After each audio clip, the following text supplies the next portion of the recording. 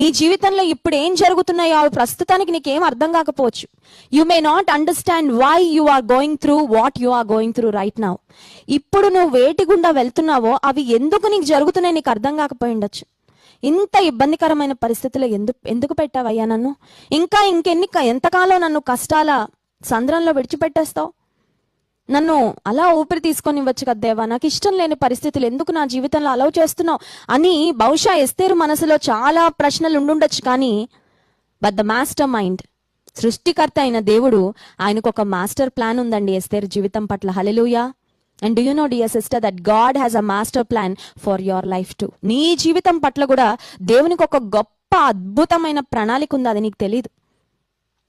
ఆ ప్రణాళికను అంచెలంచెలుగా స్టెప్ బై స్టెప్ దేవుడు నెరవేర్చుకుంటూ వెళ్తున్నప్పుడు ప్రతి స్టెప్ లో మనకు ఎందుకయ్యా నాకు ఇది నచ్చడం లేదు, ఈ పరిస్థితి నాకు ఇష్టం లేదని నీకు అనిపించవచ్చు. కానీ one day you will know, one day you will realize the great plan that God has for your life.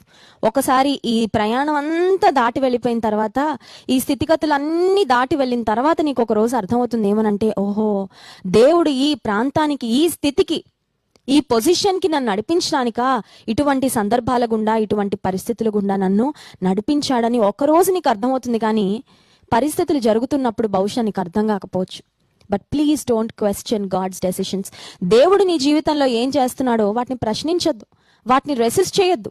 దేవుని ప్రణాళికలు నీ జీవితంలో జరగకుండా వాటిని ఆపడానికి దయచేసి ప్రయత్నం చేయొద్దు. ఎందుకంటే పరలోకపు తండ్రి మంచి తండ్రి. ఆయన ఏదైనా ప్రణాళికలు చేశాడంటే ఆయన ప్రణాళికలు ఎప్పుడు కూడా ఉన్నతంగానే, శ్రేష్టంగానే ఉంటూ ఉంటాయి.